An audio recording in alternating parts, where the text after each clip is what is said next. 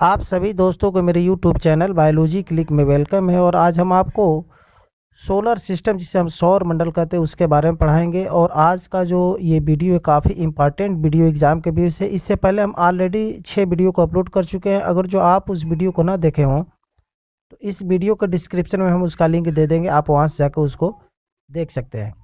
और अगर जो आप हमारे चैनल पर नए हो तो प्लीज़ हमारे चैनल को सब्सक्राइब कर लीजिए। और अगर जो वीडियो अच्छी लगे तो प्लीज़ इसे लाइक भी कर दीजिएगा। तो आते हैं हम आज के अपना पहला क्वेश्चन की तरफ। तो आज का हमारा पहला क्वेश्चन 181 से स्टार्ट होगा और ये इस वीडियो का लास्ट पार्ट है। इसमें सारे लेटेस्ट क्वेश्चन को भी कवर किया गया है। और पहला क्वेश्चन पूछ रहा है कि डायमंड रिंग की घटना होती है। ऑप्शन दे रखा है। ऑप्शन ए प्रत्येक पूर्णिमा के दिन, ऑप्शन बी प्रत्येक अमावस्या के दिन, ऑप्शन सी सूर्य ग्रहण के दिन, और डी पूछ रहा है चंद्र ग्रहण के दिन। तो यहाँ पे आप जो फिगर देख रहे हैं, जो फिंगर में पड़ने वाली जो रिंग होती है उसमें एक लग रहा है कि नग लगा है। वैसा स्ट्रक्चर कब होता है?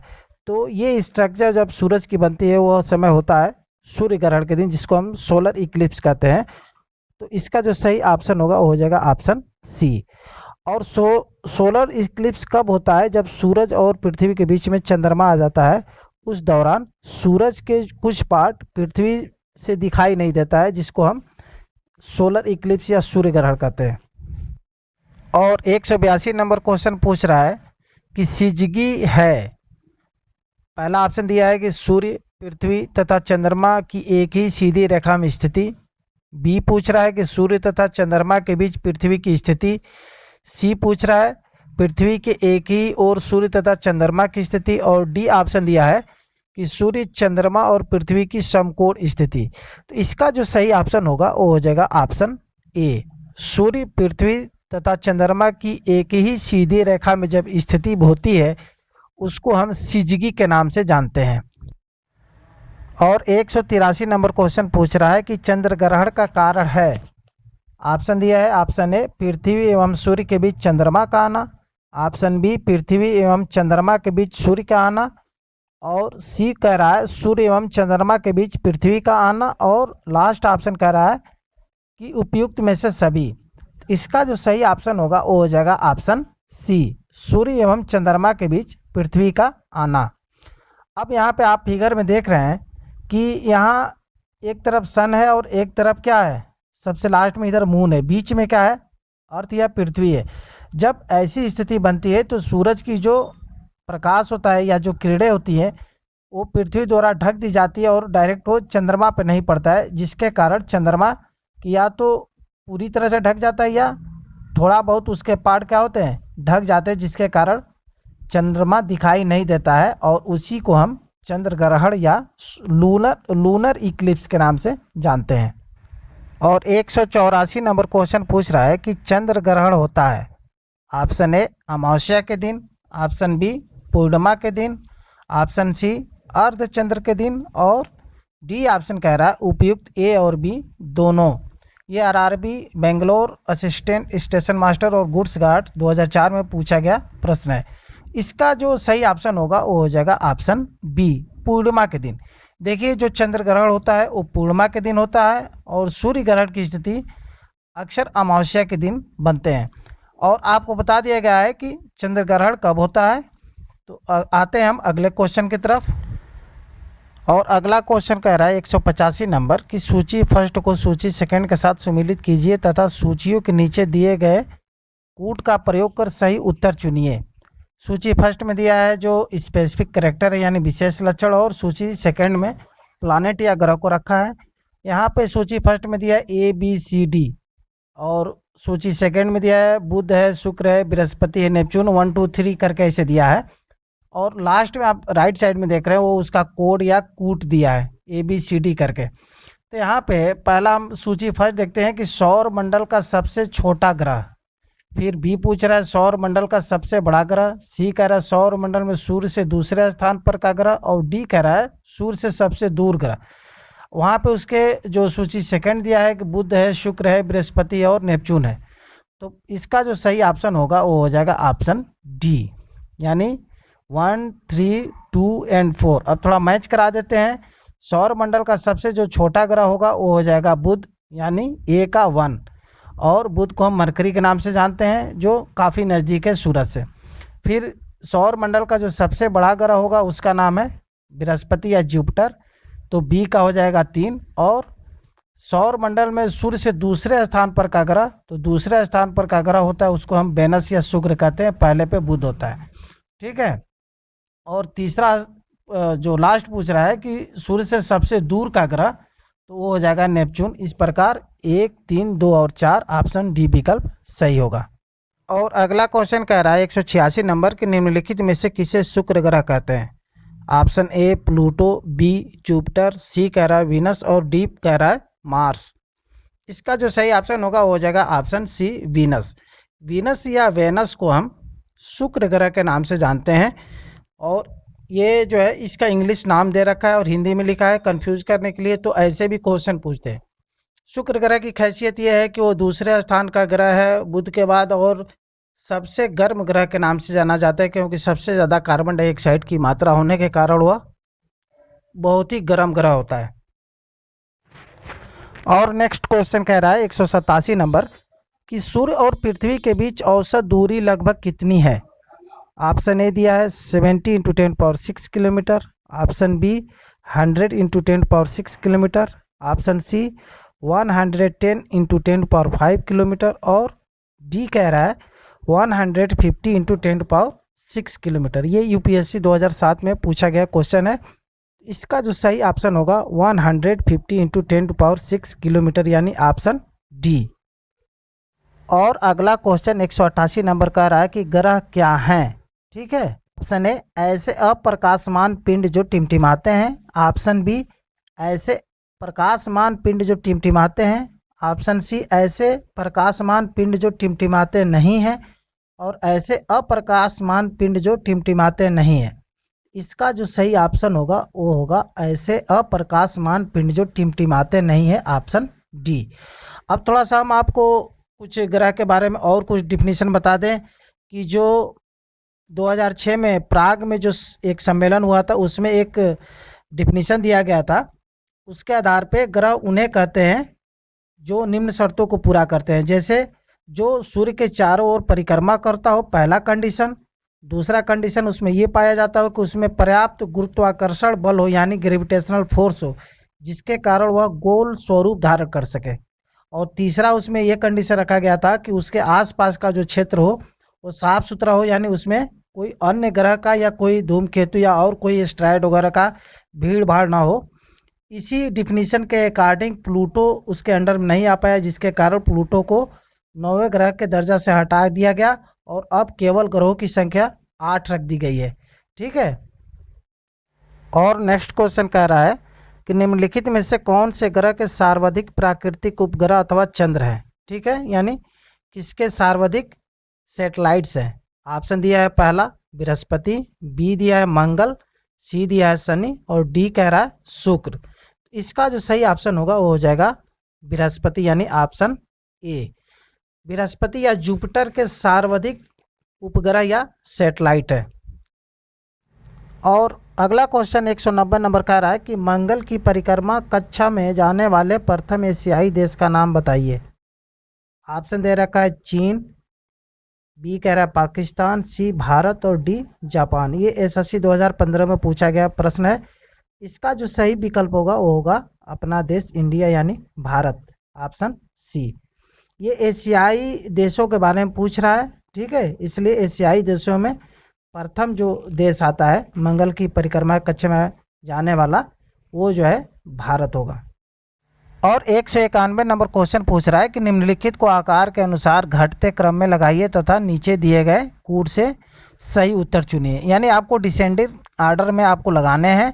ऑप्शन यहाँ पे दिया है बृहस्पति, यूरेनस, पृथ्वी और शनि, और इधर आपका कूट या कोड दे रखा है ABCD करके। ये MPPCS 2008 में पूछा गया प्रश्न है। तो इन ऑप्शन के हिसाब से जो विकल्प होगा वो होगा ऑप्शन सी, यानी सबसे बड़ा ग्रह होगा वो होगा बृहस्पति, फिर उससे छोटा ग्रह होगा शनि या सैटर्न, फिर उससे छोटा यूरेनस और सबसे छोटा क्या हो जाएगा पृथ्वी। लेकिन अगर जो पूरी ग्रह के बारे में हम लोग देखें कि सबसे जो 8 प्लानेट है उन 8 प्लानेट में सबसे बड़ा और सबसे छोटा कौन है, तो आपको हम एक क्रम बता दे रहे हैं कि आकार के अनुसार जो घटते क्रम यानी डिसेंडिंग आर्डर में हम देखें तो सबसे बड़ा ग्रह होगा वो होगा आपका जुपिटर या बृहस्पति। और जुपिटर से छोटा फिर सैटर्न या शनि का नंबर आता है, फिर शनि से छोटा अरुण या यूरेनस, फिर अरुण से छोटा होगा वरुण जिसको हम नेपच्यून कहते हैं, और नेपच्यून से छोटा होगा अर्थ या पृथ्वी, और फिर पृथ्वी से छोटा शुक्र या वेनस होगा, फिर शुक्र से भी छोटा मंगल होगा, और सबसे छोटा कौन सा होगा वो होगा मरकरी या बुध। अर्थात अगर सबसे छोटा देखा जाए ग्रह तो वो होगा मरकरी जिसे हम बुध कहते हैं, और सबसे अगर जो बड़ा ग्रह देखा जाए तो वो होगा बृहस्पति जिसे हम जुपिटर कहते हैं। और अगला क्वेश्चन कह रहा है कि निम्नलिखित में से किस ग्रह को पृथ्वी का जुड़वा ग्रह माना जाता है। ऑप्शन दिया ए शुक्र, B Uranus, C Neptune, D मंगल। ये एसएससी 2022 में पूछा गया प्रश्न है। इसका जो सही ऑप्शन होगा वो हो जाएगा ऑप्शन ए शुक्र। शुक्र या वेनस को हम पृथ्वी का जुड़वा ग्रह कहते हैं। और 193 नंबर क्वेश्चन कह रहा है कि सूर्य के बाह्यतम परत को कहते हैं। ऑप्शन ए वर्णमंडल, बी प्रकाश मंडल, सी कोरोना, और डी कह रहा है स्थल मंडल। ये एसएससी 2011 में पूछा गया प्रश्न है। इसका जो सही ऑप्शन होगा वो होगा ऑप्शन सी कोरोना। देखिए सूर्य के जो सबसे बाह्यतम परत होता है उसको हम कोरोना के नाम से जानते हैं। यहाँ पे आप देख रहे हैं कि सबसे इनर जो जोन है अंदर यानी जो उसके एकदम पेट वाली जो जोन है उसको हम इनर जोन कहेंगे। फिर उसके ऊपर रेडिएटिव जोन आता है, फिर उसके ऊपर जो जोन आता है उसको कन्वेक्शन जोन कहते हैं, और कन्वेक्शन जोन के ऊपर जो आता है उसको हम सब सरफेस फ्लो कहते हैं, और सब सरफेस फ्लो के ऊपर जो है फोटोस्फीयर या प्रकाश मंडल आता है। आप यहाँ पे फिगर में देख रहे हैं, ठीक है। और हम अब आपको अगला फिगर इसको थोड़ा सा और जूम करके दिखा रहे हैं कि नीचे आप यहाँ पे देख रहे हैं फोटोस्फीयर के बाद से जो आता है स्थान वो होता है क्रोमोस्फीयर का। क्रोमोस्फीयर से बाहर वाली जो जोन होता है यानी सूर्य को छोड़ते हुए जो एरिया पाया जाता है उसको हम कहते हैं कोरोना। यहाँ पे आप नीचे देख रहे हैं दोनों तरफ तीर का एरो बनाया है, ठीक है। और अगला क्वेश्चन पूछ रहा है कि एक ग्रह की अपने कक्ष में सूर्य से न्यूनतम दूरी को क्या कहा जाता है, ठीक है। ऑप्शन दे रखा है उपसौर, फिर बी अपसौर, सी अपोजी, डी पेरिजी। ये एसएससी 2017 में पूछा गया प्रश्न है और ये रिपीटेड प्रश्न है। तो इसका जो सही ऑप्शन होगा वो होगा ऑप्शन ए उपसौर।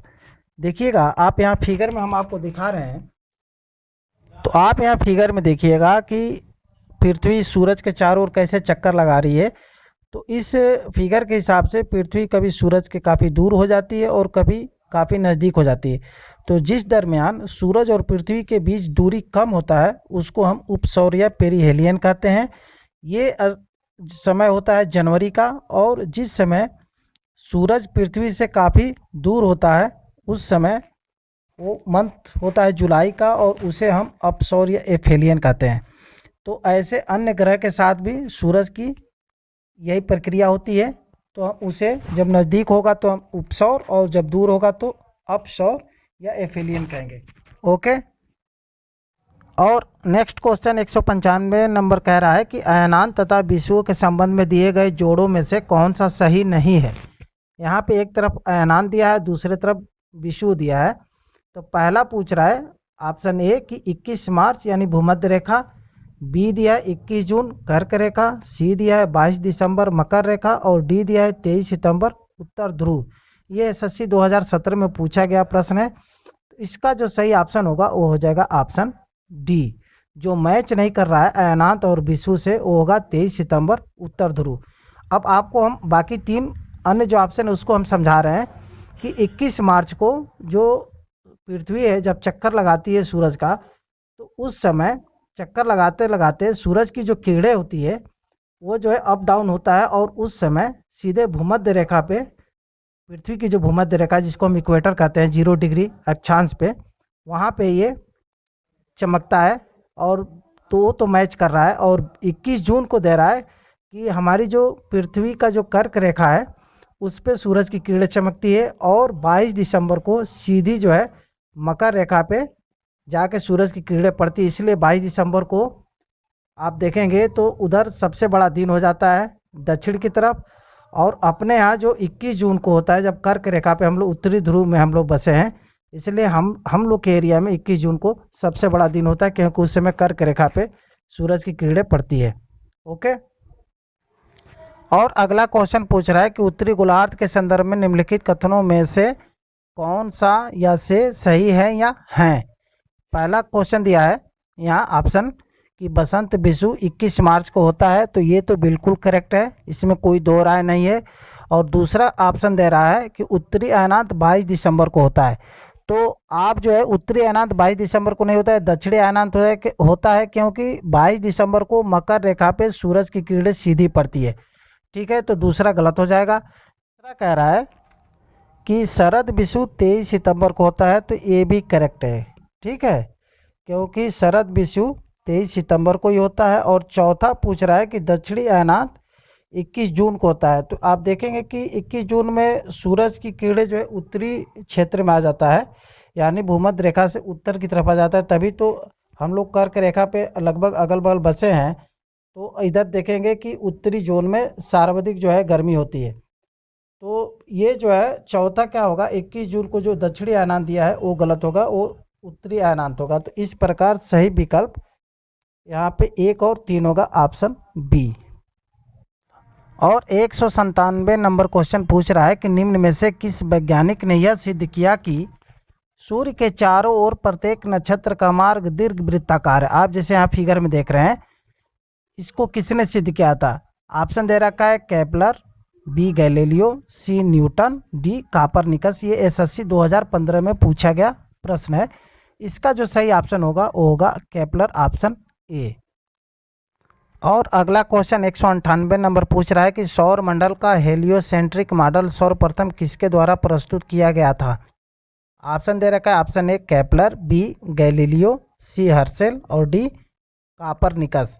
इसका जो सही ऑप्शन होगा वो होगा ऑप्शन डी कापरनिकस। कापरनिकस के द्वारा हेलियोसेंट्रिक मॉडल सर्वप्रथम दिया गया था। और नेक्स्ट क्वेश्चन है कि ब्लू मून क्या है।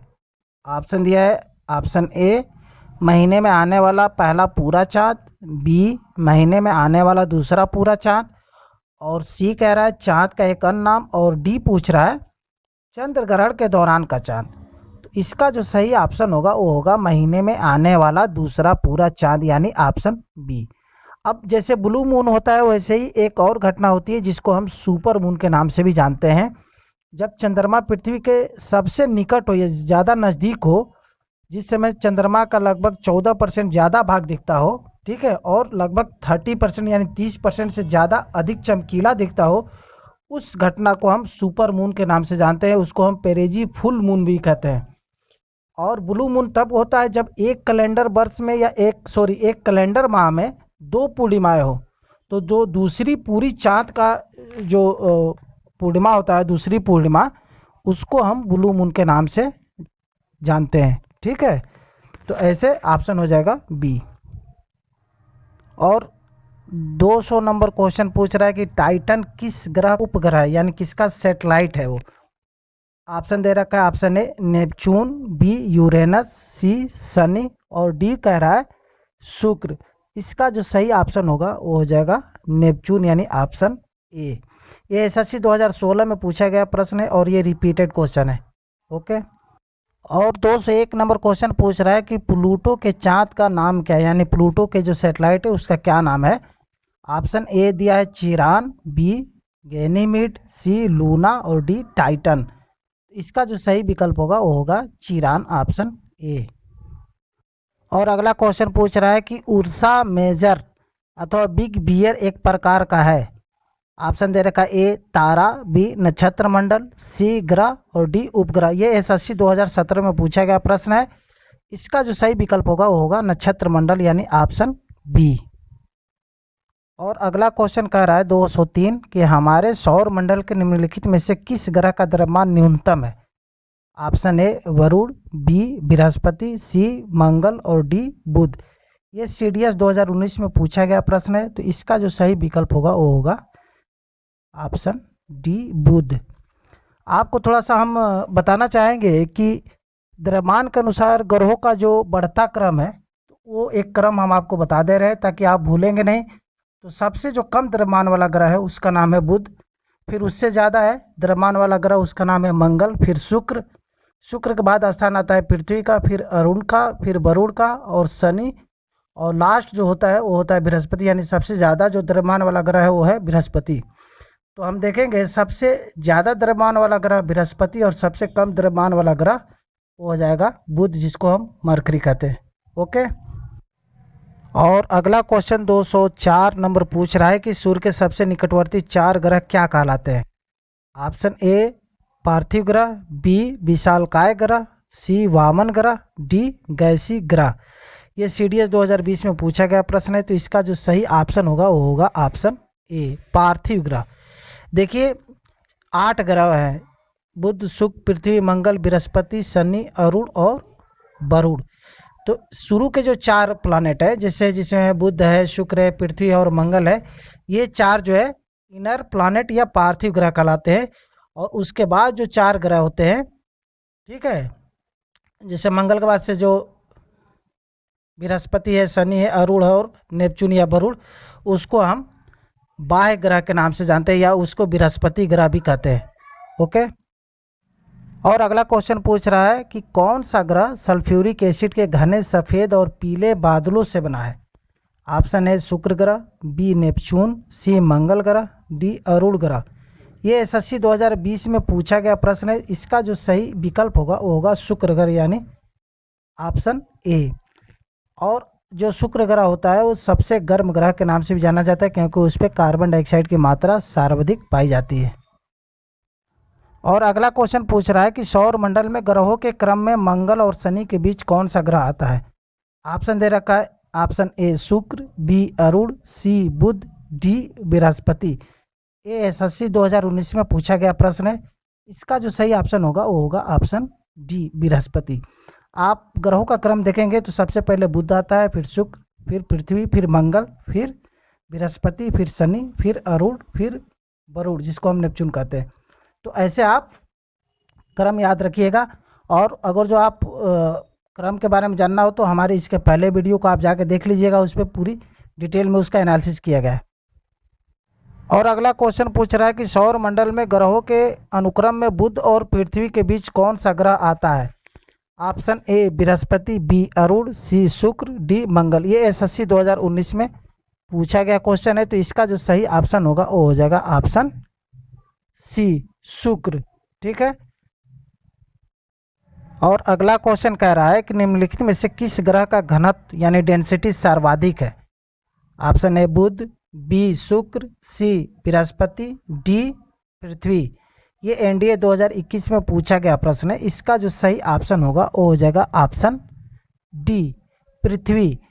इन जो ऑप्शन दिया है इन सारे ऑप्शन में पृथ्वी का डेंसिटी सबसे अधिक है। आपको हम थोड़ा सा एक डेंसिटी या घनत्व के आधार पे ग्रहों का क्रम बता दे रहे हैं ताकि आने वाले एग्जाम में आपको कोई कन्फ्यूजन ना हो। तो घनत्व के जो बढ़ते क्रम के अनुसार देखा जाए यानी सबसे कम से अधिक की तरफ, तो सबसे कम जो डेंसिटी होती है वो होती है शनि की, फिर उससे थोड़ा सा अधिक जो है अरुण का होता है, फिर उससे ज़्यादा बृहस्पति यानी जुपिटर का, फिर नेपच्यून का, ठीक है, फिर मंगल का और फिर शुक्र का। ये घनत्व का जो क्रम है ये बढ़ते क्रम में है। और अगला क्वेश्चन पूछ रहा है कि संपूर्ण पृथ्वी पर दिन और रात कब बराबर होते हैं। काफ़ी इंपॉर्टेंट क्वेश्चन है, ये SSC 2019 में पूछा हुआ प्रश्न है। पहला ऑप्शन दे रखा है ए कच्छी तल पर, बी ग्रीष्मकालीन संक्रांति के दिन, सी शीतकालीन संक्रांति के दिन और डी कह रहा है विषुव के दिन। इसका जो सही ऑप्शन होगा वो हो जाएगा ऑप्शन डी विषुव के दिन।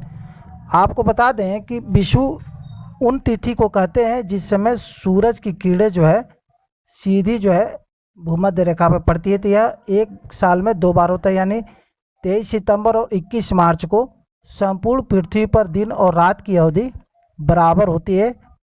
और अगला क्वेश्चन पूछ रहा है 210 नंबर कि अपसौर या एफेलियन की परिघटना के दौरान पृथ्वी और सूर्य के बीच की अनुमानित दूरी कितनी होती है। ठीक है। ऑप्शन ए दिया है 142 मिलियन किलोमीटर, बी दिया है 152 मिलियन किलोमीटर और सी दिया है 137 मिलियन किलोमीटर और लास्ट डी बता रहा है 147 मिलियन किलोमीटर।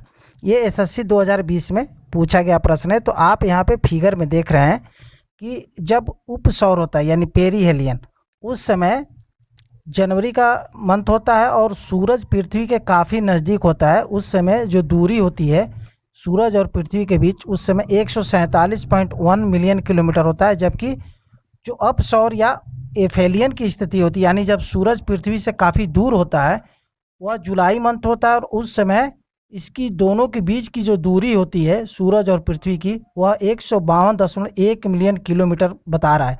तो इस हिसाब से ऑप्शन इसका बी सही होगा, 152 मिलियन किलोमीटर। ओके। और अगला क्वेश्चन पूछ रहा है कि प्रतिवर्ष फिर डैश डैश के आसपास पृथ्वी सूरज के सबसे करीब होती है। ऑप्शन ए 3 जुलाई, बी 3 मई, सी 3 जनवरी और डी दिया है 3 मार्च को। ये एसएससी 2020 में पूछा गया प्रश्न है। इसका जो सही ऑप्शन होगा वो होगा ऑप्शन सी 3 जनवरी। अभी इसके पहले वाले क्वेश्चन में आप लोग देखे थे, जो उपसौर होता है जनवरी में सूरज और पृथ्वी एक दूसरे के काफ़ी नज़दीक होते हैं, वह 3 जनवरी के दिन होता है। तो उसी के बारे में ये क्वेश्चन पूछ रहा है। और अगला क्वेश्चन पूछ रहा है कि निशा आकाश यानी रात्रि आकाश में चमकने वाले पिंडों को किस नाम से जाना जाता है। ऑप्शन ए खगोलीय पिंड, बी उल्का पिंड, सी तारामंडल और डी दिया है क्षुद्र ग्रह। ये एसएससी 2019 में पूछा गया प्रश्न है। इसका जो सही ऑप्शन होगा वो होगा ऑप्शन ए खगोलीय पिंड। जो रात्रि में आकाश में जो चमकने वाले जो छोटे छोटे जो पिंड होते हैं उसको हम खगोलीय पिंड के नाम से जानते हैं। और अगला क्वेश्चन कह रहा है कि निम्नलिखित में से कौन सा बावना ग्रह मुख्य क्षुद्र ग्रह पेटी में स्थित है। ऑप्शन ए होमिया, बी एरिस, सी मैकमेक और डी साइरस। ये एसएससी 2021 में पूछा गया प्रश्न है। इसका जो सही ऑप्शन होगा वो होगा ऑप्शन डी साइरस। साइरस एक ऐसा बावना ग्रह है जो क्षुद्र ग्रह की पेटी में स्थित है। और क्षुद्र ग्रह मंगल और बृहस्पति के ग्रहों के बीच में पाए जाने वाले ग्रह होते हैं, जो छोटे छोटे पिंड के एक तरह से बादल होते हैं। ओके। और अगला क्वेश्चन पूछ रहा है कि पृथ्वी की त्रिज्या कितनी है। काफ़ी इंपॉर्टेंट क्वेश्चन है। ऑप्शन ए दिया है 6371 किलोमीटर, ऑप्शन बी है 4728 किलोमीटर और ऑप्शन सी दिया है 5619 किलोमीटर और डी वाला ऑप्शन दिया है 7456 किलोमीटर। ये एसएससी 2022 में पूछा गया प्रश्न है। इसका जो सही ऑप्शन होगा 6371 किलोमीटर यानी ऑप्शन ए। आपको हम बता दें कि आपको किताबों में पृथ्वी का व्यास मिलेगा, जो विषुवतीय व्यास होता है और एक ध्रुवीय व्यास होता है। ठीक है। तो जो पृथ्वी का जो विषुवतीय व्यास होता है वो होता है 12756 किलोमीटर और ध्रुवीय व्यास होता है 12714 किलोमीटर। तो अब अगर जो आपको त्रिज्या निकालनी है तो व्यास का आधा त्रिज्या होता है। तो क्वेश्चन को घुमा के पूछा है। आप लोग भी ऐसे डीपली नॉलेज रखेंगे तभी कामयाबी जल्दी मिलेगी। ओके। और नेक्स्ट क्वेश्चन दिया है 215 नंबर के, निम्नलिखित में से किस तारामंडल को शिकारी भी कहा जाता है। काफी इंपॉर्टेंट क्वेश्चन है। ऑप्शन ए दिया है लिया मेजर, बी दिया है कैसियोपिया, सी दिया है सप्तर्षि और डी दिया है ओरायन। ये एसएससी 2022 में पूछा गया क्वेश्चन है। इसका जो सही ऑप्शन होगा वो हो जाएगा ऑप्शन डी ओरायन। और नेक्स्ट क्वेश्चन दे रहा है कि निम्नलिखित में से कौन सा हमारे सौर मंडल का भीतरी ग्रह नहीं है। ये देखिए रिपीटेड क्वेश्चन है। ऑप्शन दिया है ऑप्शन ए बुध, फिर शुक्र, फिर बृहस्पति और डी दिया है मंगल। ये एसएससी 2022 में पूछा गया क्वेश्चन है। तो इसका जो सही ऑप्शन होगा वो होगा ऑप्शन सी बृहस्पति। आप यहाँ पे देख रहे हैं टोटल जो 8 प्लैनेट है यानी बुध, शुक्र, पृथ्वी, मंगल, बृहस्पति, शनि, अरुण और वरुण। ठीक है। तो उसमें से जो शुरू के 4 प्लैनेट है जो सूरज के तरफ है यानी मरकरी है, उसके बाद से वेनस है, फिर अर्थ है और मार्स है। ये चारों जो है भीतरी ग्रह में आते हैं और उसके बाद से जो 4 ग्रह होते हैं जैसे बृहस्पति है, फिर शनि है, फिर अरुण है और उसके बाद से वरुण है। ये चारों क्या होते हैं, ये बाहरी ग्रह में आते हैं। ऑप्शन हो जाएगा इसका सी बृहस्पति। और अगला क्वेश्चन पूछ रहा है कि मंगल ग्रह अपने अक्ष पर एक चक्कर लगभग कितने समय में पूरा करता है। ऑप्शन ए 18 घंटे, बी 1 दिन, सी दिया है 1 दिन 18 घंटे और डी दिया है 15 घंटे। ये एसएससी 2022 में पूछा गया प्रश्न है। तो आपको जानकारी होनी चाहिए कि मंगल ग्रह पृथ्वी के तरह ही अपने दूरी पे सेम टाइम लेता है, यानी 24 घंटा। इसलिए इसका जो सही विकल्प होगा वो होगा 1 दिन, यानी ऑप्शन बी। और अगला क्वेश्चन पूछ रहा है जो काफ़ी इंपॉर्टेंट क्वेश्चन है, ये बार बार रिपीट हो रहा है कि निम्नलिखित में से किन दो तिथियों को विषुव पड़ता है। ऑप्शन दे रखा ए 23 सितंबर और 22 दिसंबर को, ऑप्शन बी 21 मार्च और 21 जून को, ऑप्शन सी 21 जून और 23 सितंबर को, और डी दिया है 21 मार्च और 23 सितंबर को। ये एसएससी 2022 में पूछा गया प्रश्न है। इसका जो सही ऑप्शन होगा वो होगा 21 मार्च और 23 सितंबर को, यानी ऑप्शन डी। अब थोड़ा सा हम आपको विषुव के बारे में समझाते हैं। एक्चुअली विषुव क्या है। एक्चुअली विषुव उसको कहते हैं जब सूरज की किरणें भूमध्य रेखा पर लंबवत पड़ती, यानी इक्वेटर पे जब सूरज की किरणें लंबवत पड़ेगी तो हम उस स्थिति को इक्विनॉक्स या विषुव कहते हैं। और ये वर्ष में 2 बार होता है, एक 23 सितंबर को और एक 21 मार्च को। इसलिए ऑप्शन इसका हो जाएगा डी। ठीक है। और जितने भी प्लैनेट्स हैं वो सूरज का चक्कर लगाते हैं तो उसमें दूरी जो है कभी अधिक और कभी कम पड़ता है। इसी की वजह से वहाँ पे सूरज की किरणें कम और अधिक हो जाती है।